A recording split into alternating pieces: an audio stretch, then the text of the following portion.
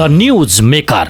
नमस्कार, the news मेकरको यो अर्को अङ्कमा स्वागत छ। म भूपाल लुइटेल। प्रधानमन्त्री पुष्पकमल दाहाल प्रचण्ड भारत भ्रमणमा रहिरहँदा नेपालमा भने भारतले संसद भवनमा राखेको अखण्ड भारतको नक्साको विषयले नेपाली माझ तरङ्ग सिर्जना गरेको छ। नेपाली माझ नेपालमा मात्र होइन, विश्वभरि नै यसको विरोध र तीव्र रूपमा प्रचण्डले उहाँका समकक्षी नरेन्द्र मोदीलाई यो विषय सिधासिधी उठाउन सक्नुपर्छ भनेर पनि चर्चा सुरु भएको छ।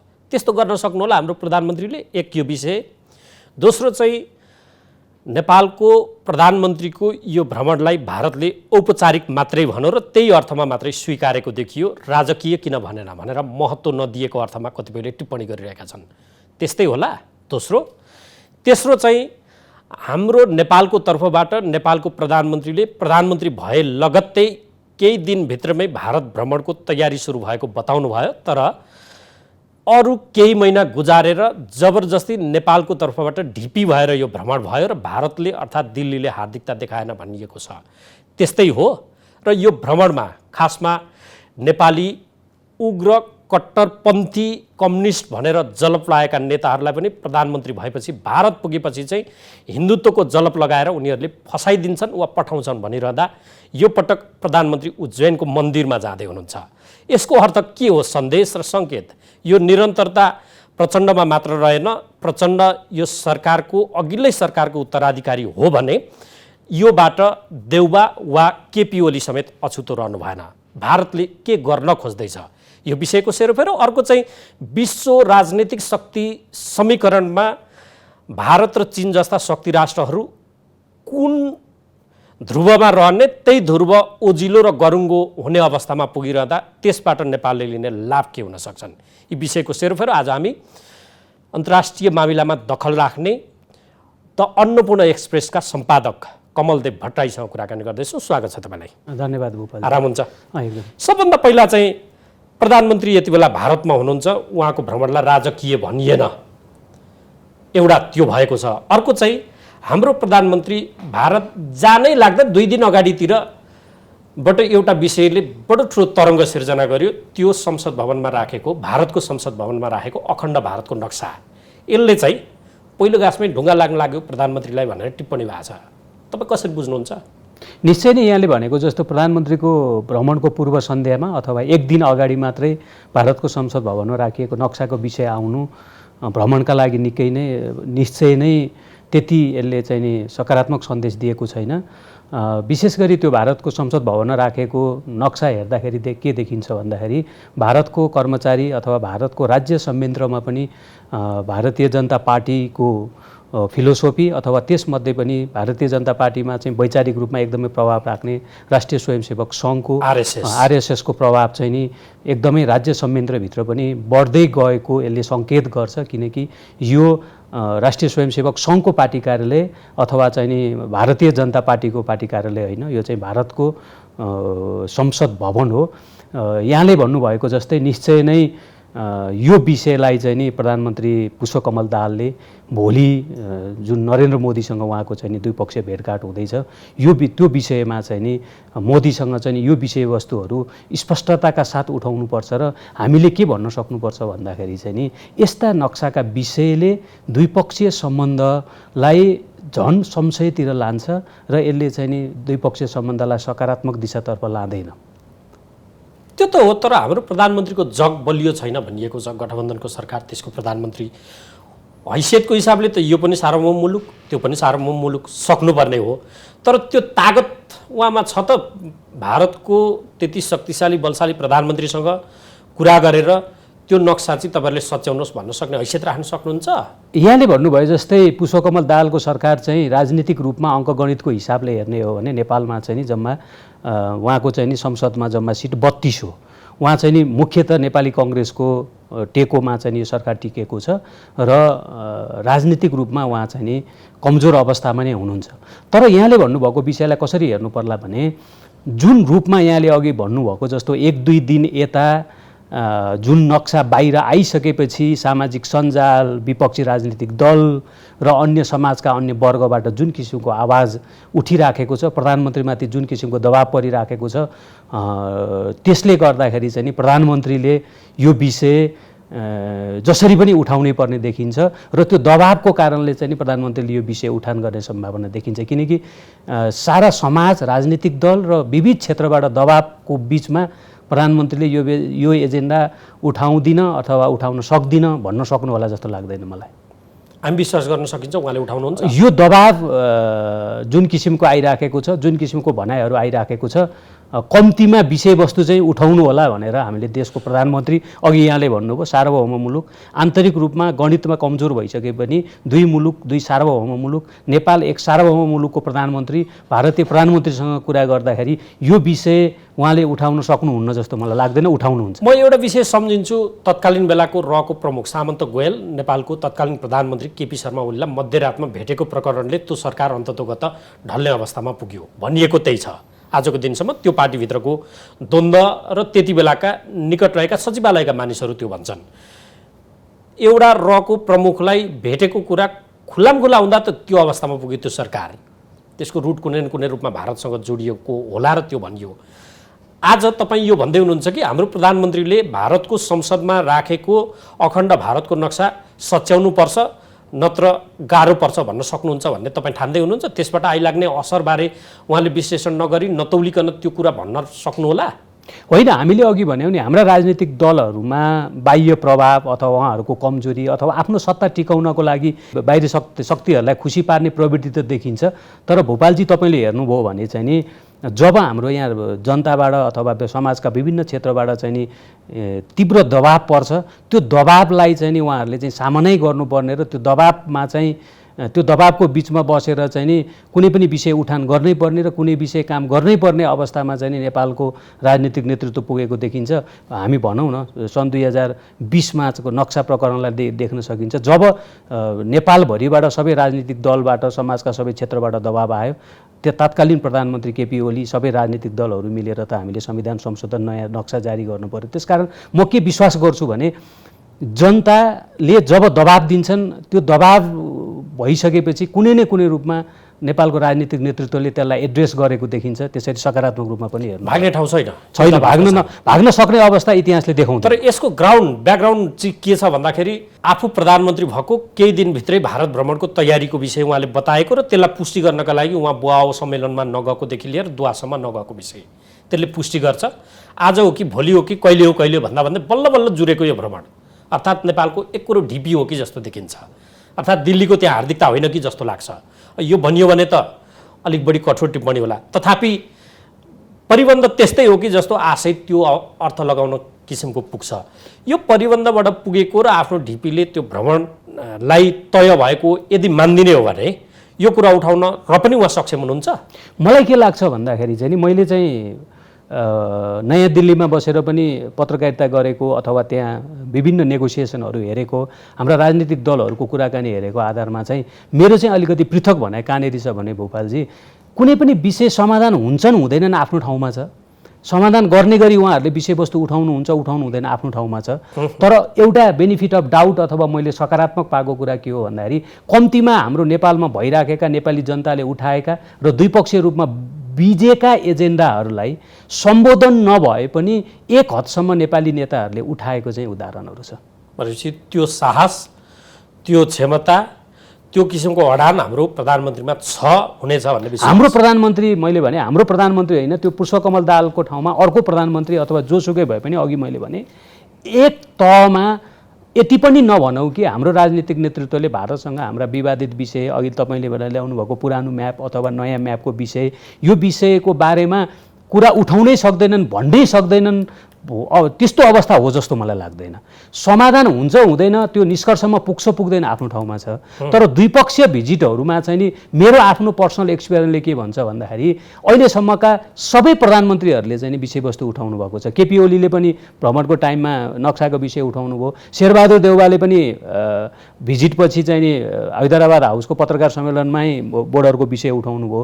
त्यसपछि हाम्रो चाहिँ नि परराष्ट्र मन्त्री, त्यो बेलाको परराष्ट्र मन्त्री जाँदा पनि उठेको छ। भन्दाखेरि विषयवस्तु उठाउनै सक्नुहुन्न जस्तो चाहिँ मलाई लाग्दैन। उठाउनु एउटा कुरा भयो, पत्याउने र त्यसले सार्थकता पाउने अर्को कुरा भयो। पत्याको वा सार्थकता पाएको मामिलामा चाहिँ तपाईँको टिप्पणी के छ? हो, अब यहाँनिर तपाईँले भनेको कुरा हो भने विषयवस्तु उठिराखेका छन् तर त्यसले सही निकास तात्पर्यता अथवा त्यो चाहिँ नि एउटा निकासतर्फ गइराखेको छैन। हामीसँग धेरै विषयवस्तुहरू छन्। यहाँनिर चाहिँ तपाईँले भनेको कुरा कहाँनिर लागू हुन्छ भन्दाखेरि हामी आन्तरिक रूपमा कमजोर हुँदा, हाम्रो राजनीतिक म्यान्डेट कमजोर हुँदा, हामी राजनीतिक दलहरू एक हुँदा र हामी एक भएर नजाँदाखेरि चाहिँ नि त्यो विषयवस्तुहरू उठ्ने तर त्यो विषयवस्तुहरूमा गम्भीर नेगोसिएसन नहुने। के भइराखेको छ भने विषयवस्तु उठ्नु र नेगोसिएसन हुनु फरक कुरा हो। अहिलेको भिजिटमा तपाईँले हेर्नुभयो भने ठ्याक्कै त्यही भइराखेको छ। भिजिटको तयारी भइराखेको छ भन्नुभएको छ। उहाँले चाहिँ नि डिसेम्बर 25मा प्रधानमन्त्री हुनुभयो, एक हप्तापछि नै भारत भ्रमणको तयारी भइराखेको छ। तर प्रधानमन्त्रीको भिजिटमा निकास निकाल्ने गरी नेगोसिएसन भनेको त प्रधानमन्त्रीको अथवा दुईटा प्रधानमन्त्री बसेर हुने कुरा भएन। विभिन्न तहमा नेगोसिएसन भएर पेपर वर्क गरेर त्यो दिन सार्वजनिक मात्रै गर्ने हो। यतिसम्म भयो कि भिजिटको पूर्व सन्ध्यामा नेगोसिएसनको लागि परराष्ट्र मन्त्री तपाईँको चाहिँ इन्डिया भिजिटमा जाने प्रचलन थियो। यसपालि त परराष्ट्र मन्त्री गएको पनि देखिएन। अरू विवादित विषयमा भनौँ न, ल त्यो सीमाकै विषयमा कुनै आउटकम निकाल्नु थियो भने त्यो कुनै टोली गएर भारतीय पक्षसँग नेगोसिएसन गर्यो त गरेन भन्दाखेरि अहिलेसम्म तपाईँले भन्नुभएको कुरा के हुन्छ, यो भिजिट पनि विषयवस्तु उठाउनेमा मात्र केन्द्रित हुने देखिन्छ। पत्याको छैन। पत्याउने भन्दा पनि के छ भन्दाखेरि जबसम्म नेपालमा एउटा शक्तिशाली सरकार बन्दैन, शक्तिशाली प्रधानमन्त्री बन्दैन र भारतसँग अथवा अरू कुनै मुलुकसँग भएका सहमति कार्यान्वयन गर्न सक्ने हैसियत प्रधानमन्त्रीमा छ भन्ने किसिमको वातावरण बन्दैन, तबसम्म मलाई सीमा इपिजी लगायतका कुनै पनि विषयमा नेपाल र भारतको बिचमा कुनै ब्रेक थ्रु हुन्छ र अगाडि बढ्छ भन्ने कुरा मलाई विश्वास छैन। यो सब चिजको तपाईँले भने जस्तै चिज नहुँदाको परिणाम हो यो भ्रमणलाई राजकीय भन्ने त उपमा पनि दिइएन नि। यो तारिकमा यो के हो? तपाईँले भनेको के हो भन्दाखेरि भिजिटको मैले तपाईँले अघि भन्दाखेरि चाहिँ यो भिजिटलाई एउटा सामान्य नेपाल र भारतका दुवै पक्षका एउटा बाध्यताहरू छन्। कसरी भनेको प्रत्येक प्रधानमन्त्री भइसकेपछि पहिलो भ्रमण भारतबाटै गर्नुपर्ने, भारतभित्र पनि नेपालमा नयाँ प्रधानमन्त्री आउँदाखेरि चाहिँ छिटो नेपालको प्रधानमन्त्रीलाई किन नबोलाएको भन्ने। यसपटक त छिटो होइन, टारेको जस्तो अनुभूति हुन्छ। लामो समयसम्म टारेको कुनै एउटा नेपालले ढिपी गरे जस्तो अनि प्रधानमन्त्रीमा त्यो आतुरता देखियो सकेसम्म। किन भन्दाखेरि चाहिँ पहिला इन्डिया भिजिट गरिहालौँ अनि इन्डिया भिजिट भइसकेपछि मेरो चाइना अरू भिजिटहरूको बाटो खुल्छ भन्ने ढङ्गले भन्दाखेरि उहाँले चाहिँ यसपटक चाहिँ नि हाम्रै तहबाट चाहिँ बढी अलिकति भिजिट छिटो होस् भन्ने चाहना हाम्रो पक्षमा भएको पर्याप्त देखिन्छ। र यहाँले भन्नुभएको जस्तो भिजिटलाई त्यति धेरै महत्त्व अर्को कारण पनि छ भूपालजी, के छ भन्दाखेरि चाहिँ नि हामीले ग्लोबल अथवा भारतको अहिलेको अवस्था पनि हेर्नुपर्छ। पछिल्लोचोटि चाहिँ नि के छ भन्दाखेरि चाहिँ नि निश्चय नै छिमेक प्राथमिकतामा छ, तर भारतको पोलिटिकल लिडरसिप र इन्टायर ब्युरोक्रेसी भनेको चाहिँ इन्टरनेसनली इन्गेज छ छिमेकमा भन्दा पनि। तपाईँले हेर्नुभयो भने हाम्रो राजदूतले मात्रै जयशङ्करलाई भेट्न नपाएको होइन कि साउथ एसियाका नयाँ राजदूतहरूले पनि हाम्रो राजदूतले जस्तै 8-10 महिना चाहिँ नि जयशङ्करलाई भेट्न कुरिराख्नु परेको भन्दाखेरि मैले भन्न खोजेको भने इन्डियाको अहिलेको राजनीतिक नेतृत्व इन्टरनेसनली अरू पावरहरूसँग चाहिँ नि उसले समय र इनर्जी खर्च गरिराखेको छ। नेबरहुडमा काम नभएको भन्ने होइन, तर राजनीतिक नेतृत्वको ध्यान चाहिँ जस्तै अस्ति प्रधानमन्त्री चाहिँ नि के अरे क्वाडको सम्मेलनमा गएर आउनुभयो, G20को प्रेसिडेन्सी छ, जो बाइडेनसँग भेटघाट भयो, अस्ट्रेलियाको भ्रमण गर्नुभयो, ओल्ड लिडरसँग गर्नुभयो, फेरि उसले चाहिँ नि के अरे क्वाडकै समिटको तयारी गरिराखेको छ। अब छिटै फेरि मोदी चाहिँ अमेरिका उसमा जानेछ। अहिले भारतको हेर्दाखेरि के देखिन्छ भन्दाखेरि त्यहाँको मिडिया, त्यहाँको राजनीतिक नेतृत्व, त्यहाँको प्रशासनिकको सबै प्रायोरिटी तपाईँले हेर्नुभयो भने अहिले पहिलाको जस्तो त्यति धेरै प्रायोरिटीमा नेपाल लगायत छिमेकहरू परेको देखिँदैन, किनकि ऊ एउटा आफूलाई ग्लोबल लिडरको रूपमा प्रोजेक्ट गरेर ऊ ग्लोबल एक्टर्स र ग्लोबल लिडरसँग बढी इन्गेज भइराखेको छ। उसको त्यो कार्यक्रमहरू नै हेर्ने हो भने चाहिँ नि प्रत्येक दिन कि नयाँ दिल्लीमा चाहिँ नि इन्टरनेसनल गेस्टहरू आइराखेका छन्, कि त इन्डियाको परराष्ट्र मन्त्री र प्रधानमन्त्री चाहिँ नि अरू शक्तिशाली मुलुकहरूको भिजिटमा गइराखेका छन्। भनेको छिमेक राजनीतिबाट स्तर वृद्धि गरेर ऊ विश्व राजनीतिमा केन्द्रित छ। नेपाल जस्ता छिमेकहरूलाई उसले प्राथमिकतामै राखेन। त्यस कारण पनि दिल्लीको हार्दिकता त्यति छिटो नयाँ प्रधानमन्त्री फेरिँदा पनि वेलकम गरिहालौँ भन्ने रहेन भन्ने हो। प्राथमिकता भनेको कुन तहको प्राथमिकता भन्ने कुराले अर्थ राख्दो रहेछ। छिमेक लगायत नेपाल त जहिले पनि नेबरहुड फर्स्ट भन्ने उनीहरूको प्राथमिकतामै हुने भयो। लामो समयसम्म चाहिँ नि तपाईँले भन्नु न 2014मा मोदी आउनुभन्दा पहिला नेपालमा प्राथमिकतामै थियो तर ब्युरोक्रेसीको भरमा मात्रै चलेको थियो। मोदी आइसकेपछि चाहिँ नि एउटा राजनीतिक तहमा प्राथमिकता अथवा राजनीतिक तहको चाहिँ नि एक किसिमको ऊ थियो। तर अहिले पछिल्लोचोटि चाहिँ के छ भन्दाखेरि ब्युरोक्रेसीको हिसाबले अरूको हिसाबले चाहिँ प्राथमिकतामा रहेको देखिन्छ। तर राजनीतिक नेतृत्वको ध्यान र समय चाहिँ इन्टरनेसनल प्लेटफर्महरूमा र इन्टरनेसनल अरू पावर सेन्टरहरूसँग विशेष गरी रसिया युक्रेन वारको कारणले गर्दा, चाइना अमेरिका युद्धको कारणले गर्दा र उसको आफै एस्पिरेसन छ यही बिचमा चाहिँ ग्लोबल अर्डर अथवा ग्लोबल इभेन्टहरूलाई मैले सेभ गरौँ अथवा मैले जुन नयाँ ग्लोबल अर्डर बन्दैछ त्यो ग्लोबल अर्डरमा मेरो पनि से होस् भनेर चाहिँ उसको ध्यान बढी त्यता केन्द्रित हुँदाखेरि चाहिँ नि छिमेकमा चाहिँ नि रिलेटिभली पहिला जुन किसिमको प्राथमिकतामा राखेको अहिले त्यो नराखेको जस्तो त देखिन्छ। ओके, त्यसमा म केन्द्रित हुन्छु विश्व राजनीतिमा बढेको शक्ति समीकरणको आयाम र त्यसले पार्ने असरमा नेपाल कहाँ हुन्छ भन्ने कुरामा अहिले चाहिँ अझै पनि अलिक सतै लाग्ने कुरा जुन सुन्नलाई फेरि आम नेपालीलाई रुचि पनि लाग्ने विषय हुन्। मैले त्यो नसोधिकन त्यसलाई व्यवस्था गरेर अघि बढ्न सक्दिनँ। अडान भएको नेपालमा हुँदा एउटा कुरा हुने र भिजिटमा गइसकेपछि त्यसमा नै भारतमा गएपछि त्यो नेतृत्व त्यहाँ अर्कै भएर आयो कि जस्तो आभास हुने। जस्तो कि मन्दिरहरूमा गएर हाम्रा प्रधानमन्त्रीहरूले गरेको पूजापाठ, आस्तिकको हकमा त मेरो यो प्रश्न रहेन। जो आफूलाई नास्तिक भन्थे उनीहरू समेत मन्दिरहरूमा गएर पूजापाठ गरेको देखियो र अब पनि त्यो क्रमले निरन्तरता पाउँदैछ। हाम्रो प्रधानमन्त्रीले उज्जैनमा मन्दिरमा गएर पूजापाठ गर्ने सेड्युल रहेको छ क्यारा।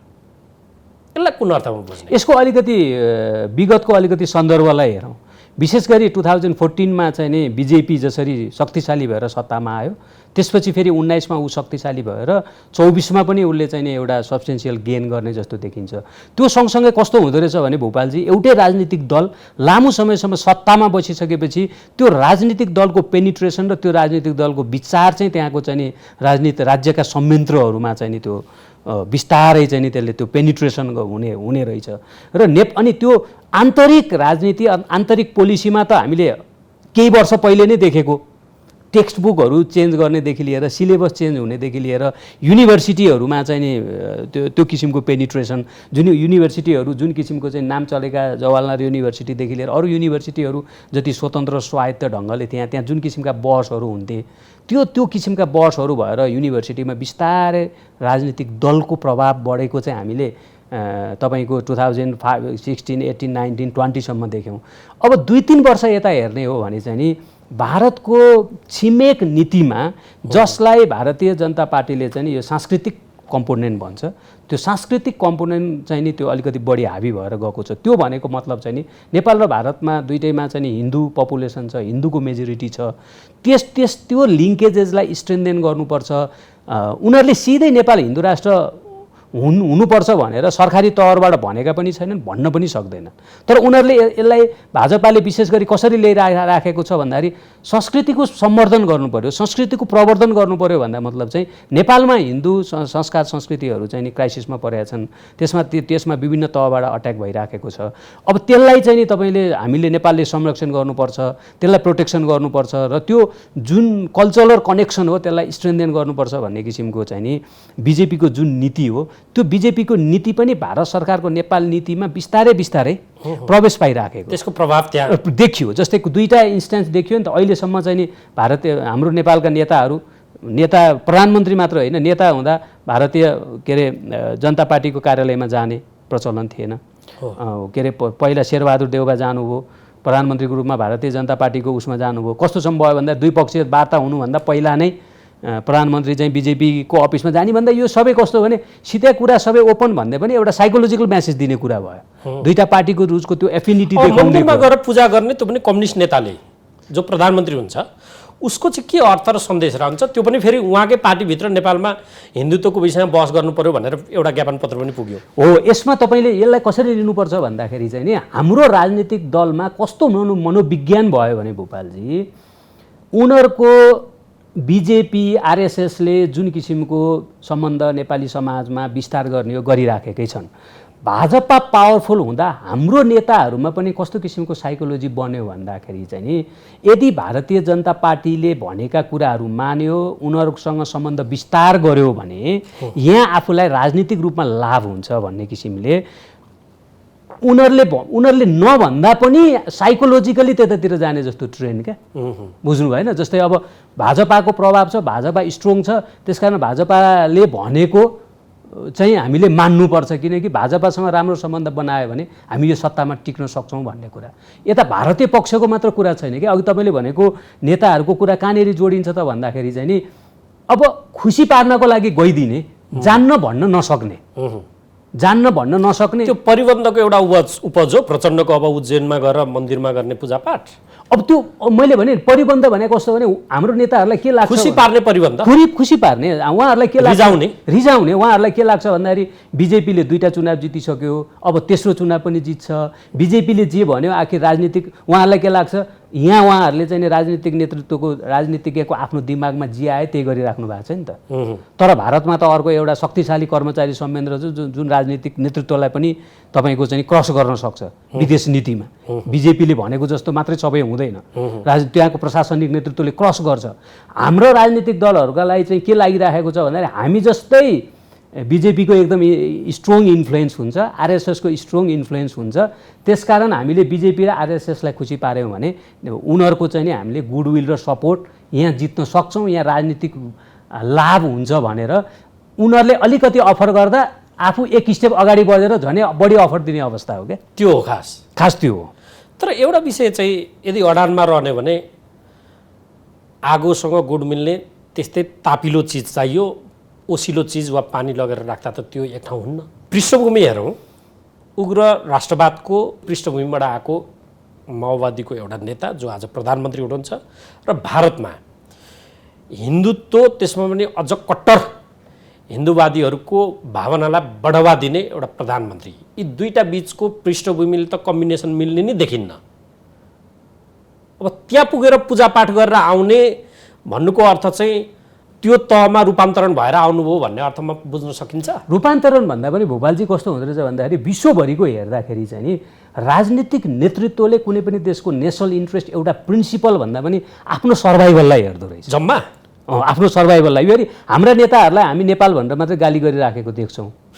अरू संसारभरिका हेर्ने हो भने चाहिँ तपाईँको उनीहरूको नीति केले गाइडेड गर्दो रहेछ भन्दाखेरि चाहिँ उनीहरूको आफ्नो सर्भाइभल अथवा चुनाव जित्ने, सर्भाइभल हुने, पावरमा रहने, आफ्नो अस्तित्व जोगाउने कुरा डोमिनेन्ट हुँदो रहेछ क्या। जुन देशमा चाहिँ तपाईँको राम्रो सिस्टम बसेको छैन, कर्मचारी संयन्त्र छैन, र यो विशेष गरी चाहिँ विकास थर्ड वर्ल्ड कन्ट्रिजहरू भन्छ ग्लोबल साउथमा, अनि त्यो किसिमको देखिँदाखेरि चाहिँ नेपालको मात्र होइन क्या। अहिले तपाईँ रिसेन्ट इलेक्सन हेर्नुहोस् न, टर्कीको इलेक्सनमा इन्टरनेसनल एक्टर्सहरूको इन्फ्लुएन्स हेर्नुहोस्, यसले हार्नुपर्छ उसले जित्नुपर्छ भनेर त्यहाँ निर्वाचित भएको नेताले भनिसक्नुभयो ग्लोबल अर्डर अब परिवर्तन हुँदैछ भनेर त्यो भनिसक्नु। अनि थाइल्यान्डको इलेक्सनको कुरा भयो भन्दाखेरि चाहिँ जहिले पनि शक्तिशाली कस्तो भयो भन्दाखेरि चाहिँ शक्तिशाली मुलुकहरूले चाहिँ नि हाम्रो जस्तो थर्ड वर्ल्ड कन्ट्रिजको नेताहरूले चाहिँ नि आफ्नो रिजिम सर्भाइभलको लागि र रिजिममा बस्नको लागि एक्ट गर्छन्, उनीहरूलाई हामीले त्यसै गरी डिल गर्नुपर्छ भन्ने किसिमको विकास। भनेपछि यो रूपान्तरण हुने किसिमको छनक होइन, रूपान्तरण हुने किसिमको विशुद्ध व्यक्ति र पार्टी पनि भएन, व्यक्तिको सर्भाइभल हदसम्म लागेको चाहिँ लुकेर कमलभित्र लुकेर घिउ खाएको भन्थे देखादेखि घिउ खान थाले नि त। यो त कम्युनिस्ट त्यो त तपाईँको 2006मा जब उहाँहरू आउनुभयो त्यसपछि चाहिँ नि ग्रेजुअल तपाईँको चाहिँ नि रिफर्म हुँदै हुँदै हुँदै हुँदै हुँदै एक किसिमले भन्दाखेरि चाहिँ उहाँहरू अब यसलाई प्राग्मेटिक पनि भन्न सक्यो, प्राग्मेटिक हुनुभयो उहाँहरू। सर्भाइभलको लागि चाहिँ प्राग्मेटिकै हुनुपर्ने रहेछ, ढोङ्गी प्रिन्सिपल, तपाईँले त्यो भन्नुभयो प्रिन्सिपल राजनीति र प्रिन्सिपल पोजिसन, त्यसबाट त भएन। अनि अहिले चाहिँ फेरि त्यो विशेष गरी ग्लोबली पनि हामीले बिर्सनु नहुने कुरा चाहिँ के हो भन्दाखेरि जब ग्लोबल पावरहरूको बिचमा टेन्सन्स बढ्यो नि, हिजोको भन्दा टेन्सन्स बढिसकेपछि आज ग्लोबल पावरलाई साना मुलुकमा आफू अनुकूलको सत्ता चाहिएको छ। आफू अनुकूलको सत्ता चाहिँदाखेरि उनीहरूले राजनीतिक दलभित्रको खेल हिजो एउटा देशले मात्र गर्थ्यो भने आज ग्लोबल शक्तिले के सोच्दैछ भन्दाखेरि फलानु पार्टी सरकारमा आयो भने म यति काम गराउँछु, फलानु आयो भने म यति गराउँछु, फलानु हुन्जेलसम्म एमसिसी पास भएन, फलानु आएपछि एमसिसी पास भयो। अथवा माओवादीको नेतृत्वको ठाउँमा नेपाली कङ्ग्रेस भएको भएदेखि 3 वर्ष लाग्दैन थियो एमसिसी पास गर्न भन्ने कुनै अमेरिकालाई लागेको हुनसक्छ। यसले पनि हाम्रो आन्तरिक र थर्ड वर्ल्ड कन्ट्रीहरूको आन्तरिक राजनीतिलाई उद्वेलित गर्यो क्या, विश्व राजनीति। अब कस्तो उनीहरू के निष्कर्षमा पुग्यो भने कुनै एउटा शासक कुनै एउटा राजनीतिक दललाई सर्टेन टाइममा सत्तामा पुर्याउने र आफू अनुकूलको डिसिजन लिने। यो चाहिँ अलिक बढी चटकै कुरा, सतै कुरा र जनताले सुन्न चाहेको अहिले सतहमा आएका कुरामा बढी केन्द्रित भए। यसले चाहिँ हाम्रो पृष्ठभूमि पनि तयार गरौँ। एजेन्डामा म छिर्न चाहेँ। मेरो भ्रमण ऐतिहासिक हुन्छ, नराम्रो काम गर्दिनँ, राम्रो गर्ने प्रयत्न रहन्छ, प्रधानमन्त्रीको स्टेटमेन्ट हो यो। अब प्रधानमन्त्रीको के हिसाबमा यो क्रमभङ्गता गर्ने अर्थमा र ऐतिहासिक हुनसक्छ? अब यो नेपालमा एउटा कुरा के छ भन्दाखेरि नेपालमा अलिकति चाहिँ नि हाई लेभल भिजिट विशेष गरी इन्डियाको सन्दर्भमा चाहिँ बढी एक्सपेक्टेसन्स पनि छ। कतिपय मुलुक भिजिटहरू चाहिँ त्यहाँ बढी अपेक्षा मात्र होइन, बढी विवाद पनि छ। बढी विवाद पनि छ। अनि एउटा भिजिटले कुनै कुरामा ब्रेक थ्रु ल्याउने अथवा द्विपक्षीय सम्बन्धलाई अर्को दिशामा लगिदिने पनि हुँदैन। खालि एक किसिमको राजनीतिक तहमा संवाद हुने र रिन्यू गर्ने अवस्थामा पनि त्यसलाई त्यतिमा चित्त बुझाउँदा पनि हुन्छ। एउटा जहिले पनि हामी चाहिँ समस्या के भयो भन्दाखेरि हाम्रो भारतसँग धेरै विषयवस्तु रह्यो अनि हामी जनताको एक्सपेक्टेसन चाहिँ के भन्दा यो प्रधानमन्त्री जाँदा हुन्छ कि अर्को प्रधानमन्त्री जाँदा हुन्छ कि अर्को जाँदा हुन्छ कि भन्ने खालको झन् थपिँदै जान्छ, समाधान हुँदैन। अहिलेको भ्रमणको सन्दर्भमा ऐतिहासिक हुने, ब्रेक थ्रु हुने अवस्था छैन भन्ने कुरा त हिजो के अरे प्रधानमन्त्रीले चाहिँ नि संसदमा आफ्नो भारत भ्रमणको एजेन्डाको बारेमा जुन जानकारी गराउनु भयो त्यसलाई चाहिँ रिडिङ बिट्विन द लाइन्स भन्छन्, पढ्ने हो भने मलाई थोरै समय दिनु होला, म भनिदिन्छु। उहाँले के भन्नुभयो भन्दाखेरि चाहिँ नि एउटा चाहिँ नि म यता यो ठाउँमा जाँदैछु, भेट्दैछु भन्नुभयो। अर्को उहाँले ऊर्जाको कुरा गर्नुभयो, दीर्घकालीन ऊर्जा व्यापारको लागि कोसिस हुनेछ, कुराकानी हुनेछ भन्ने कुरा भयो। त्यसको मतलब त्यसमा पनि कुनै किसिमको सब्सटेन्सियल प्रोग्रेस हुनेवाला छैन। उहाँले बङ्गलादेशसँगको विद्युत व्यापारको सन्दर्भमा पनि म यसपाला सलिड कुरा गर्छु, कन्क्रिट कुरा गर्छु भन्नुभएको छ, कुरा गर्छु भन्नुभएको छ। त्यसमा चाहिँ पञ्चेश्वरमा पनि सहमति जुटाउने सहमति हुनेछ भन्नुभएको छ। पञ्चेश्वरको डिपिआरको बारेमा 2000 विशेष गरी पछिल्लो चोटि चाहिँ नि सन् 2016देखि आजसम्म प्रत्येक प्रधानमन्त्रीको भिजिटमा टुङ्ग्याउने भनेको छ। त्यसको लागि चाहिँ नि प्राविधिक तहमा चाहिँ नि तयारी भएकै छैन। जहाँसम्म रह्यो इपिजी सीमा विवादको विषय, हवाई रुट, उहाँले के भन्नुभएको छ हिजो प्रधानमन्त्रीले संसदमा भन्दाखेरि चाहिँ नि उहाँको भनाइबाट के देखिन्छ भन्दाखेरि नेपाल र भारतमा रहेका केही आउटस्ट्यान्डिङ विषयवस्तुहरूलाई टुङ्ग्याउन एउटा विश्वासको वातावरण बनाउन मेरो भ्रमण केन्द्रित हुनेछ भनेको मतलब त्यो विषय उठ्नेछ, त्यो विषय सम्बोधन गर्नेतिर जाने छैन, त्यो विषयवस्तु भविष्यमा सम्बोधन गर्नको लागि विश्वासको वातावरण बनाउनेमा उहाँको भ्रमण कुल इन्भाइरोमेन्ट क्रिएट हुन्छ भन्ने कुरा बनाउँछु भन्ने उहाँको प्रयास, तर आजसम्म त बनेको छैन। फेरि उहाँ आफै कति रहनुहुन्छ तपाईँ यो भन्दै हुन्छ? किन? अब अहिलेकै हिसाबमा भन्दाखेरि प्रधानमन्त्री कस्तो छ भने विडम्बना प्रचण्ड अथवा यो मात्रै होइन कि नेपालको प्रधानमन्त्रीहरू भारतमा गएर सिग्निफिकेन्ट प्रोग्रेस हुने अथवा ब्रेक थ्रु किन हुन्न भन्दाखेरि चाहिँ सबै यो रोटेसनलमा चलिराखेको छ।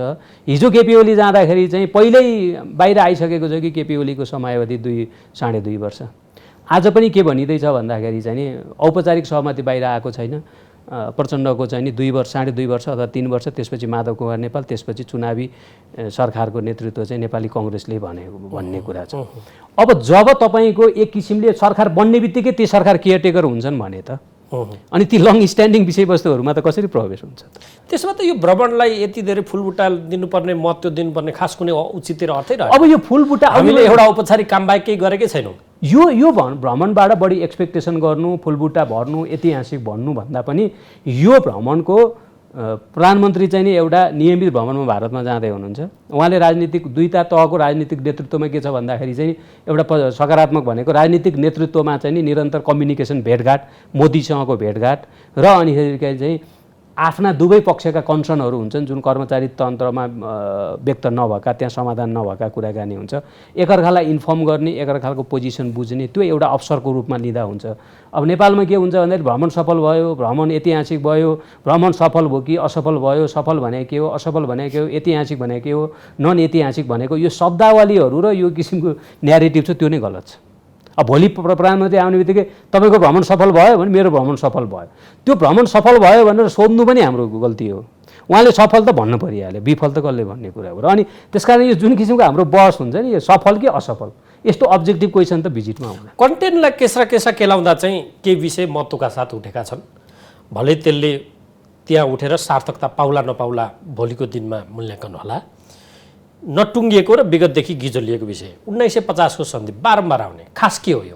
अब के हो यसमा समस्या? होइन, 1950को सन्धिलाई हामीले जुन रूपमा बुझ्छौँ इन्डियाले त्यही रूपमा बुझेको छैन र उसले चाहिँ 1950 को सन्धिलाई त्यही रूपमा राख्न चाहिराखेको छ। त्यो हुँदाखेरि चाहिँ नि 1950 को सन्धिलाई कसरी लिने भन्ने विषयमा नै दुईटाको बिचमा चाहिँ नि मत मिलेको छैन। अर्को एउटा के छ भन्दा इपिजीले अलिकति प्रोग्रेस गर्यो तर इपिजीको रिपोर्ट बाहिर आएन। तर 1950 को सन्धि अगाडि बढ्नको लागि पहिला 1950 को सन्धिका प्रावधानहरूबारे भारतको पोजिसन के हो, नेपालको पोजिसन के हो, दुईटाको बिचमा मिलनबिन्दु के हो, डकुमेन्टको एक्सचेन्ज भन्दाखेरि हामीले पनि अल पार्टी कन्सेन्सस गरेर सबै अब इपिजी नै भनौँ न, अब इपिजी त बनायौँ हामीले, त्यसमा त उसले अनिच्छा जाहेर गर्यो हाम्रै पनि मधेसवादी दलहरू अरूले चाहिँ इपिजीमा हामी सहभागी भएन भने आन्तरिक रूपमा पनि आवाज उठ्यो। के हो त त्यसमा समस्या के हो? समस्या भनेको हाम्रो 1950 को सन्धिको समस्या के हो, इपिजी बुझ्नकै लागि भएको समस्या के हो? सीमा त भूगोलको विषय भयो, भूमिको विषय भयो, खै ठिक छ, यी अरू विषय डकुमेन्टेसनको विषयको समस्या के? डकुमेन्टेसनको विषयमा मलाई के लाग्छ भन्दाखेरि इपिजीको मेम्बरहरूले जुन किसिमले काम गर्नुभयो पहिला चाहिँ नि उहाँहरूले फ्र्याङ्क ढङ्गले काम गर्नुभयो। भारतीय पक्षको मेम्बरहरू पनि एकदम उदारताका साथ आउनुभयो। तर त्यो इपिजी बन्दाखेरि चाहिँ नि त्यो इपिजीका केही प्रावधानहरू चाहिँ बढी नेपाल फेभरेबल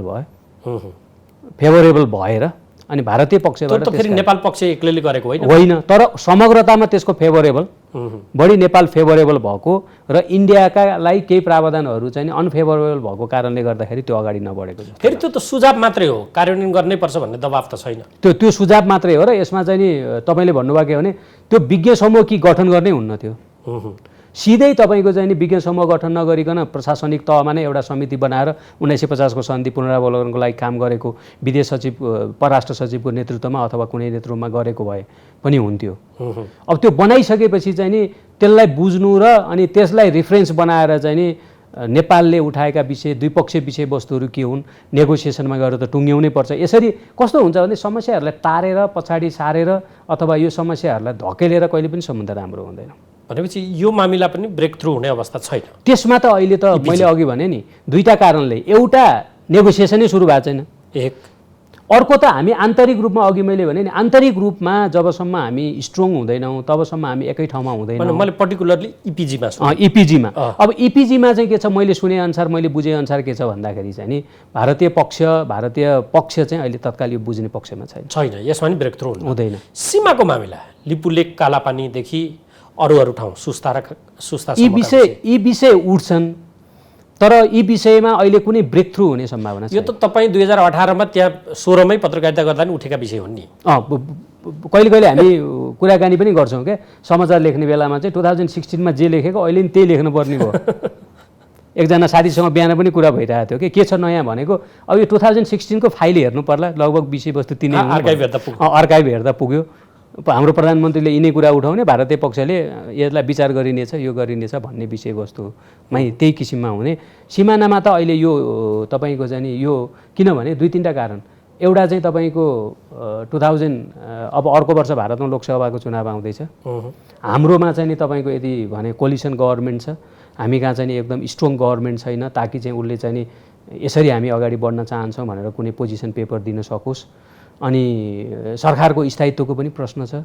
अनि सीमाको विषय नेपालमा मात्र नभइकन भारतको पनि एउटा चाहिँ नि राजनीतिको एउटा विषय बन्न सक्छ। त्यो कारणले गर्दाखेरि चाहिँ नि भारतको राजनीतिक नेतृत्वले अहिले सीमाको विषय अगाडि बढाउन दबाब नै स्वीकार्दैन, अहिले त्यो विषयमा महसुसै गर्दैन उसले। त्यो द्विपक्षीय उसमा उठ्छ, डकुमेन्टमा एक दुई लाइन अस्पष्ट र यी हामीले उठायौँ भन्ने किसिमका शब्दहरू जहिले पनि परिराखेका छन्, पढ्छन्। तपाईँले जसरी इन्टरप्रेट गर्दा पनि भयो, भोलि चाहिँ नि विज्ञप्तिमा के आउँछ भन्ने कुरा अहिले नै अनुमान गर्न सकिन्छ। नेपाल भारत सबै विषय भयो, सीमा लगायतका सीमा र बाँकी सीमाका विषयवस्तुहरू समाधान गर्ने विषयमा छलफल भयो। त्यसलाई तपाईँ कसरी इन्टरप्रेट गर्नुहुन्छ त्यो चाहिँ कालापानी अरू केही नसके पनि कम्तीमा भारतीय लगानी भएको हाइड्रोको विद्युतलाई बङ्गलादेशसम्म पहुँच पुर्याउने कुराको ग्यारेन्टी चाहिँ कम्तीमा गर्न सक्छु कि भन्ने अभिलाषा र त्यो आत्मविश्वास प्रधानमन्त्रीमा देखिन्छ। यसमा चाहिँ पोजिटिभ के छ भने प्रधानमन्त्री पछिल्लो समय मैले यो क्लोजली फलो पनि गरिरहेको छु, विशेष गरी जब हाम्रो 2018 मा चाहिँ नि वर्षमान पुन ऊर्जा मन्त्री हुँदाखेरि बङ्गलादेशसँग चाहिँ एउटा इनर्जी कोअपरेसन भयो र पछिल्लोचोटि तपाईँले टेक्स्टहरू हेर्नुभयो भने चाहिँ नि योभन्दा पहिलाका भारतीय विदेश सचिव हर्षवर्धन श्रृङ्खलाको मैले स्पिचहरूलाई क्लोजली हेर्दाखेरि चाहिँ करिब 2 वर्ष जति चाहिँ नि उहाँले चाहिँ नि रिजनल इनर्जी ट्रेड नेपालले चाहिँ नि रिजनल लेभलमै इनर्जी ट्रेड गर्न पाउँछ, त्यो किसिमको अवसर छ नेपाललाई भन्ने खालको पहिला चाहिँ भारतभित्र के हो नेपाल र बङ्गलादेशको इनर्जीमा नदिने भन्ने खालको थियो भने पछिल्लोचोटि चाहिँ नि भारतको ब्युरोक्रेसी लगभग बङ्गलादेशमा केही इनर्जीहरू चाहिँ नि नेपाललाई चाहिँ नि बेच्न दिनुपर्छ भन्ने खालको एक किसिमको सकारात्मक माहौल बन्दै गयो। यही भिजिटमा ब्रेक थ्रु हुन्छ हुँदैन थाहा छैन, तर रिजनल इनर्जी ट्रेडमा चाहिँ नि हामी सकारात्मक दिशामा नै छौँ जस्तो लाग्छ मलाई। त्यो चाहिँ अरू कुनै नदीहरू बुझाए बापत त्यो चिज प्रयोगमा आउनेवाला छ या स्वतस्फूर्त रूपमा त जानेवाला छ? अहिले पछिल्लोचोटि मैले भने किनकि हामी त अप्पर कर्णालीदेखि धेरैवटा प्रोजेक्ट डकुमेन्टहरू हेर्दाखेरि चाहिँ नि अलिकति सिरियसली ब्युरोक्रेटिक लेभलमा टेक्निकल कुराहरू अगाडि बढाउने हो भने चाहिँ नि अरू धेरै विषयवस्तुमा प्रवेश नगरिकन पनि बङ्गलादेशसँगको इनर्जी व्यापारको कुरा चाहिँ केही समयभित्र नै अगाडि बढ्ने वातावरण चाहिँ छ। यसले त्यो एउटा आधार तय गर्छ। यसले तपाईँको आधार तयार गर्ने भन्दा पनि एउटा इँटा थप्ने काम गर्छ, फाइनल नहुन सक्छ, त्यति चाहिँ हुन्छ, एउटा म्यासेज दिने काम हुन्छ। अरू खास हाम्रा जलस्रोतका जो स्रोत छन् ती बुझाउने कर्म चाहिँ यो बेला हुन्छ कि हुँदैन? कर्म कुनै त्यस्तो ठुलो सम्झौता किन प्रधानमन्त्रीले त्यो सम्झौता हुने भए त बाहिर आइहाल्थ्यो नि त। प्रधानमन्त्रीले म्यान्डेट पनि लिनु भएको छैन, संसदलाई पनि जानकारी गराउनु भएको छैन। यदि कुनै महत्त्वपूर्ण सम्झौता गर्ने हो भने त तपाईँले पहिला संसदलाई, तपाईँले प्रधानमन्त्रीले संसदमा भाषण गर्दाखेरि चाहिँ नि कुनै महत्त्वपूर्ण सम्झौता छ भने त संसदलाई जानकारी गराएर जानु पर्थ्यो। उहाँले संसदमा बोल्दाखेरि कुनै पनि महत्त्वपूर्ण सम्झौताको स्पष्ट रूपमा उल्लेख गर्नु भएको छैन र त्यसकारण हामी के गर्छौँ, बुझ्छौँ भने यसपटक त्यस्तो कुनै पनि सम्झौता हुँदै छैन, किनकि तपाईँले संसदलाई छलेर तपाईँले त गर्नुभयो। हाम्रा नदीहरू सुरक्षित रहन्छन् यसपटक? संसद होइन भन्नुभएको छैन प्रधानमन्त्री, कट्टरवादीहरूका शब्दमा बेचिने छैनन्। प्रधानमन्त्रीले भन्नुभएको छैन। प्रधानमन्त्रीले के भने कुनै देशसँग कुनै सम्झौता हुँदैछ राष्ट्रिय महत्त्वको, दूरगामी महत्त्वको भने मन्त्री परिषदले उ गर्नु पर्यो अनि राजनीतिक दलहरूको बिचमा सहमति हुनु पर्यो। मैले त्यो पनि सुनेको छैन कि अपोजिसन र विपक्षी यस्ता चिजहरू नहुन पनि सक्लान् नि। त्यो आँट अहिले अब पहिलाको जस्तो छ जस्तो लाग्दैन मलाई। नेपाली जनता, राजनीतिक दल, संसदलाई छलेर अब नेपालको कुनै पनि प्रधानमन्त्रीले चाहिँ त्यस्तो अपरझट गर्न सक्ने आँट छ जस्तो लाग्छ। एजेन्डा वाइज तपाईँसँग कुरा गरेको यसलाई कङ्क्रिट गर्दा मैले खास ब्रेक थ्रु एजेन्डाकै हिसाबले पनि हुनेवाला छैन। यसलाई यसरी हेर्नुपर्छ कि कस्तो हुन्छ भन्दाखेरि तपाईँले भिजिटको आउटकम चाहिँ के हुन्छ भने भारत र नेपालको बिचमा यति धेरै बाइलेटरल विषयवस्तु छन् नि। तपाईँको मोटरेबल ब्रिज बनाउने कुरा, वीर अस्पतालसँग सहकार्य गर्ने कुरा, नेपाल टेलिभिजनसँग कुरा गर्दा तपाईँले लिस्ट हेर्नुभयो भने भोलि तपाईँको चाहिँ यति धेरै एचिभमेन्ट देखाउनु चाहिँ छुटो तेल र रेलको कुरा त्यो बताउनुहोस् त के हुन्छ? विषयवस्तु चर्चामा त रक्सोलको रेल छ, पाइपलाइनबाट तेल ल्याउने कुरा छ होइन? पाइपलाइनबाट यस्तो हुन्छ, साकार होला। पाइपलाइनबाट तेल लिएर आउने कुरा चाहिँ नि योभन्दा पहिलाकै प्रधानमन्त्रीको भिजिटहरूमा चाहिँ एक किसिमको इन्डिया रेडी भएको विषय हो। पाकिस्तान चितवनसम्म पनि एक्सटेन्ड गर्न तयार हो, पूर्वमा पनि बनाउन तयार हो। तर पछि कुनै तपाईँको चाहिँ एउटा समझदारी जस्तो जोइन्ट स्टेटमेन्टमा लेख्ने कुरा होला। अब रेलको कुरा त तपाईँको एमओयू भइकन एक किसिमले त्यो त निरन्तर अगाडि बढिराखेको छ, त्यस्तो भाइटल एग्रिमेन्ट गरिराख्नु पर्ने पनि छैन। रक्सोल काठमाडौँ त स्मुथली अगाडि बढिरहेको छ। त्यो फेरि दाउपेचको विषय छ नि। हामी कहाँ बिआरआईको इन्भेस्टमेन्ट भएका संरचनाहरू के भए अथवा चीनले गरेका लगानीका संरचनाको हालत आज के छ? अब उसले गर्यो भने त्यसबाट भोलि लिने प्रतिफल के त? मान्छे मात्रै उसार्ने कि अरू चिज उसार्ने भन्ने कुरा हो। अब अहिले पछिल्लोचोटि तपाईँले एकदमै सही प्रश्न उठाउनु हो। भारतले जसरी नेबरहुडमा कनेक्टिभिटी प्रोजेक्टहरूलाई अगाडि बढाइराखेको छ, इन्टिग्रेटेड चेकपोस्टहरू अगाडि बढिराखेको छ, ठुलो इन्भेस्टमेन्ट भइराखेको छ, रेलवेमा ठुलो इन्भेस्टमेन्ट भइराखेको छ, के अरे वाटरवेजमा पनि तपाईँको चाहिँ इन्भेस्टमेन्ट भइराखेको छ। जब चिनको बेल्ट एन्ड रोड इनिसिएटिभ्स आएर चिनले कनेक्टिभिटी अगाडि बढायो, त्यसले गर्दाखेरि चाहिँ नि इन्डियालाई के पर्यो भन्दाखेरि चाहिँ अब मैले चिनलाई चाहिँ नि अगाडि बढ्न दिनुहुन्न र मैले पनि कनेक्टिभिटी प्रोजेक्ट अगाडि बढाउनुपर्छ भनेर कनेक्टिभिटी प्रोजेक्टमा एकदमै प्रोग्रेस भइरहेको छ। एउटा रक्सोल काठमाडौँ नै हो। त्यो यदि चाइनिज रेलको चर्चा नभएको भएदेखि यो रेल यति छिटो अगाडि बढ्दैन थियो। त्यो अगाडि बढाएको छ। अब यहाँनिर कस्तो हो भन्दाखेरि चाहिँ नि कनेक्टिभिटी प्रोजेक्ट बनाउने, ठुला ठुला इन्फ्रास्ट्रक्चरहरू बनाउने, सँगसँगै आर्थिक रूपमा त्यसलाई कसरी प्रयोग गर्ने भन्ने खालको खाका पनि अब हामीले सँगसँगै अगाडि बढाउनु पर्ने हुन्छ। भोलि अहिले विभिन्न परियोजनाहरू आइसक्यो। परियोजना बनिसकेपछि चाहिँ यो परियोजना काम भएन, उपयोगिता भएन भन्दा पनि त्यो परियोजना 10 वर्षमा कसरी प्रयोग गर्छौँ, 20 वर्षमा कति प्रयोग गर्छौँ, त्यसबाट कति आम्दानी हुन्छ, तिर्न सक्छौँ सक्दैनौँ भन्ने खालको खाका बनाउने र त्यो किसिमले डिल गर्नुपर्ने हो, तर हामी अहिले त्यो एक्सपेक्टेसनै गर्न सक्छौँ। अब कसैको लगानी आइहाल्यो भने त्यसलाई कति हार्दिकताका साथ स्वागत गर्ने या लगानीलाई भित्र्याउने भन्ने कुरा पनि सोच्नुपर्ने अवस्था आएन र? हो, पोखराको विषय वा भैरवाको विषय त सबैभन्दा ठुलो पाठ होला। हो, त्यो तपाईँको लगानी आउनु अहिले त के हो भन्दाखेरि चाहिँ नि विश्व शक्ति राष्ट्रहरूको कम्पिटिसन बढेको कारणले गर्दा चाहिँ नि रणनीतिक महत्त्वका अरू किसिमका महत्त्व कुरा लगानी आउने कुरा ठुलो भएन। त्यो लगानी हामीलाई कुन क्षेत्रमा आवश्यक छ, त्यो लगानीले प्रतिफल दिन्छ कि दिँदैन, हाम्रो राष्ट्रिय आवश्यकता अनुसार त्यो लगानी भएको हुँदैछ कि छैन भन्ने कुरा राम्रोसँग विश्लेषण गरेर त्यो लगानीबाट हामी चाहिँ नि पैसा तिर्न सक्छौँ कि सक्दैनौँ, ऋणमा पर्छौँ कि पर्दैनौँ, यो पोखराको मात्र कुरा होइन। फास्ट ट्र्याकदेखि लिएर भन्नुहोस् न, नेपाल अधिराज्यभरि तपाईँको जुन ठाउँमा पनि सुन्दाखेरि प्रिय देखिन्छ नि त, तपाईँले एयरपोर्ट खोल्नु भएको छ तर त्यहाँ तपाईँको प्यासेन्जर छैन, लगानी गरिराख्नु भएको छ, त्यसको साटो बरु हाइवे बनाउने हो कि? राजनीतिक नेतृत्वले आफ्नो निर्वाचन क्षेत्रमा चुनाव जित्नको लागि एयरपोर्टहरू बनाउने र ती एयरपोर्टहरू पछि घोस्ट एयरपोर्ट हुने, एउटा यो एक्जाम्पल यो मात्रै हो। एयरपोर्टको चाहिँ देशभरि हेर्नु न, सुन्दाखेरि कति राम्रो। म काभ्रेको भएँ, काभ्रेमा पनि एयरपोर्ट बनाउने भनेर योभन्दा अगाडिको सरकारले लिएर आयो, त्यो त मैले कसरी विरोध गर्ने, कति पपुलिस्ट काम। तर त्यो एयरपोर्ट चल्छ कि चल्दैन भोलि? त्यो एयरपोर्टमा गर्ने लगानी काठमाडौँदेखि काभ्रेका प्रत्येक भूभागमा चाहिँ नि 4 लेन 8 लेनको हाइवे अथवा सुरुङ मार्ग बनाउँदाखेरि त्यो सस्टेनेबल हुने हो कि? प्लेनबाट झरेर फेरि काठमाडौँमा 1 घन्टामा आउनुको साटो यहाँबाट चाहिँ सिधै मैले गाडी लिएर चाहिँ नि 40 मिनटमा मैले काभ्रे घरसम्म पुग्न सक्ने सडक पूर्वाधार बनाउने हो कि भन्दाखेरि यो चाहिँ सबै अलिकति कुरा भयो। राजनीतिक रूपमा हामी जसरी अस्तव्यस्ततातर्फ गइराखेका छौँ, यी विषय त खालि बहसका विषय नै हुने भयो। यो विश्व शक्ति समीकरणको एउटा झ्यालबाट हेर्ने हो भने चाहिँ दुई शक्ति राष्ट्रहरूको बिचमा चेपुवामा नेपाल रहेको कुरा त स्वीकार्य विषय छ। एउटा देशले गरेको लगानीको परियोजना कम्प्लिट हुँदा पनि त्यहाँनेर प्लेन अवतरण नगरेर बरु हेलिकप्टरमा लुम्बिनी पुगेको नरेन्द्र मोदीको एउटा त्यो नै काफी एउटा उदाहरण हुन सक्ला। त्यस्तो अवस्थामा रहिरहँदा आज चीन र भारत आर्थिक हिसाबले प्रतिस्पर्धा संसारमा पनि टप 3 भित्र प्रतिस्पर्धा गरिरहेका यी देशहरू आर्थिक हिसाबले, सामरिक हिसाबले, हर हिसाबले त्यो अवस्थामा रहेका देशमा कोसँग नजिक हुने वा कोसँग टाढा हुने भन्ने नेपालको मुभले निम्त्याउन सक्ने असर के देखिन्छ? अब यसलाई चाहिँ नि चुनौतीलाई कसरी हेर्ने? अब यसलाई चुनौती र तपाईँको अवसरको रूपमा, चुनौतीको रूपमा यसरी शक्ति राष्ट्रहरूले चाहिँ यसरी नेपालमा सैन्य हिसाबले, आर्थिक हिसाबले र राजनीतिक हिसाबले तीनै हिसाबले तपाईँले इन्डिकेट गर्नुभएको शक्ति राष्ट्रहरू नेपालमा आइराखेका छन्। त्यो तपाईँको त्यसलाई हामीले राम्रोसँग व्यवस्थापन गर्न सकेनौँ भने जुन विज्ञहरूले सबैतिर भनिराखेको चाहिँ नेपाल एउटा ठुलो द्वन्द्वमा फस्ने सम्भावना देखिन्छ।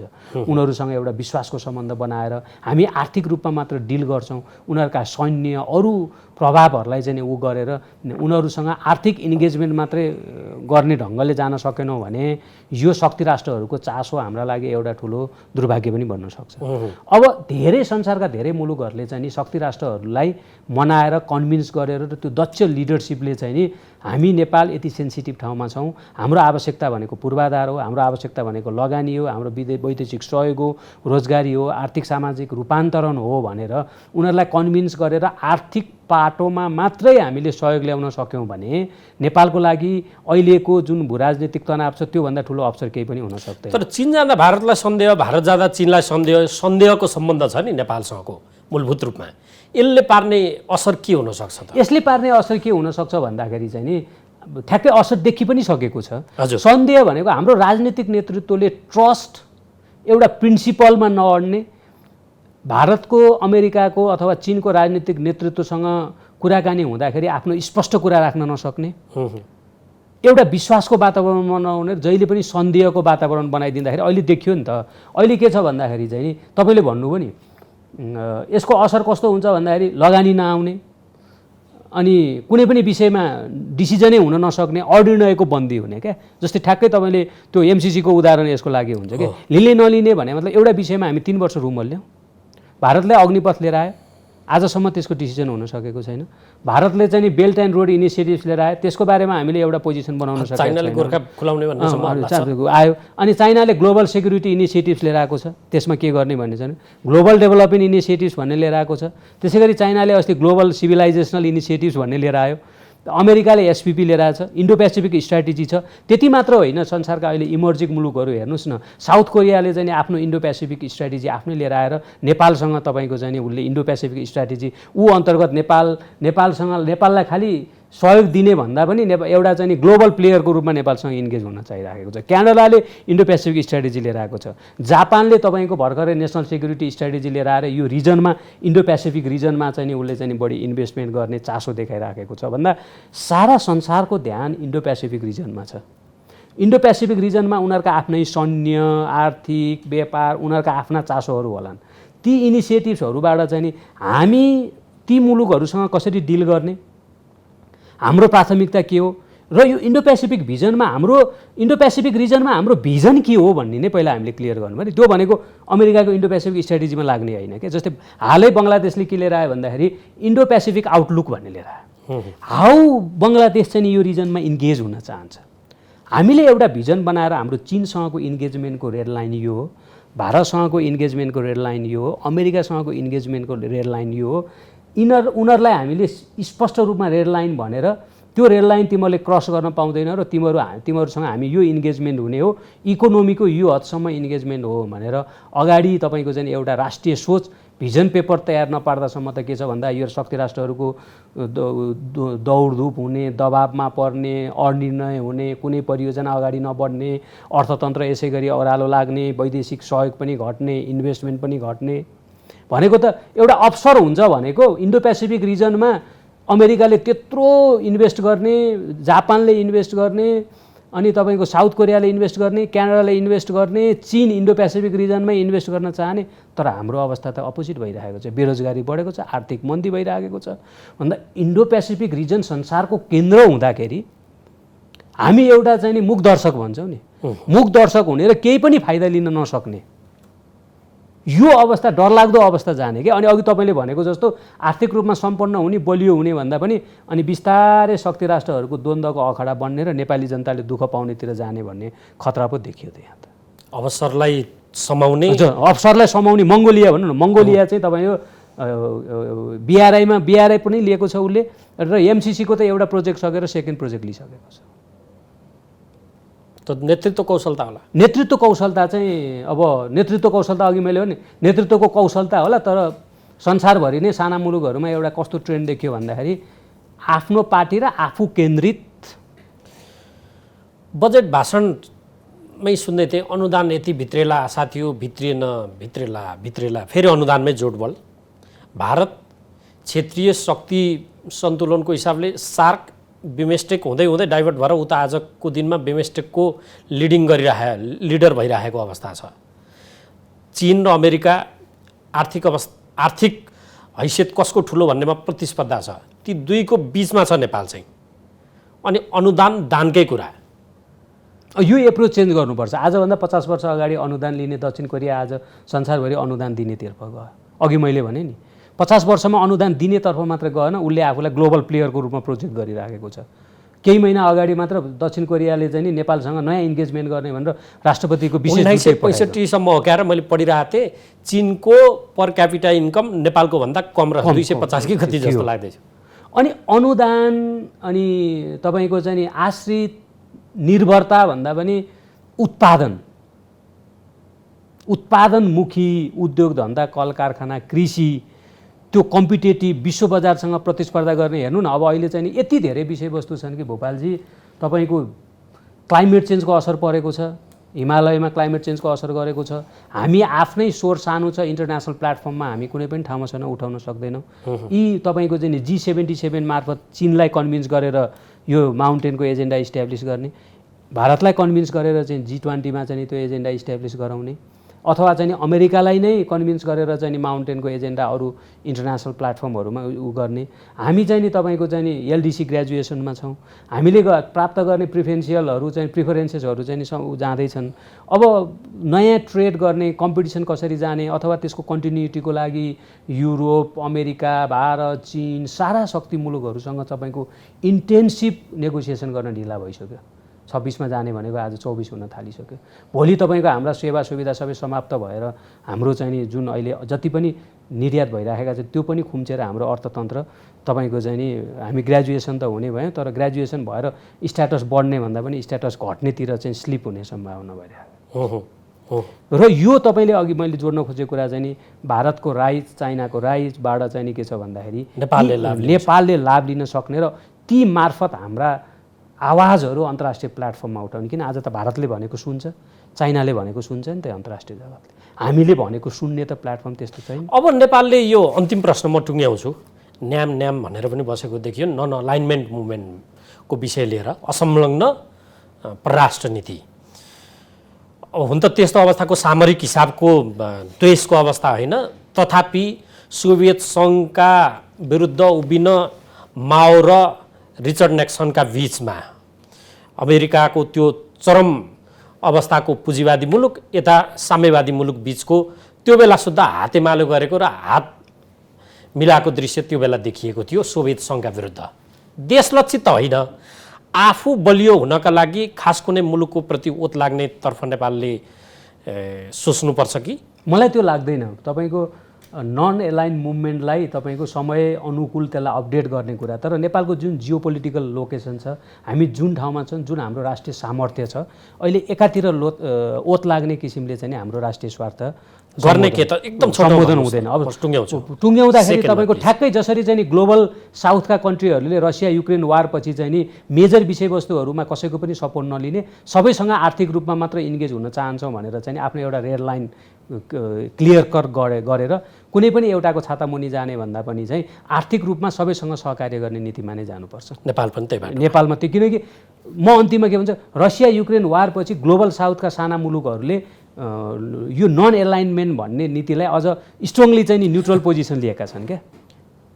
हस्, यो तपाईँको महत्त्वपूर्ण सबै संवादका लागि धेरै धेरै धन्यवाद। धन्यवाद यहाँलाई धेरै। हामीसँग हुनुहुन्थ्यो द अन्नपूर्ण एक्सप्रेसका सम्पादक कमलदेव भट्टराई। उहाँसँग हामीले प्रधानमन्त्रीको भारत भ्रमण, यो भ्रमण के अर्थमा ब्रेक थ्रु हुन सक्छ यो विषय र नेपालले उदयमान शक्ति राष्ट्रहरूबाट लिनुपर्ने लाभ न कि चुनौती होइन, यो विषयलाई कसरी समाउने भन्नेमा केन्द्रित रहेर संवाद गऱ्यौँ। अर्को अङ्कमा फेरि तपाईँ हाम्रो भेट हुने नै छ। हामीलाई आजलाई बिदा दिनुहोस्।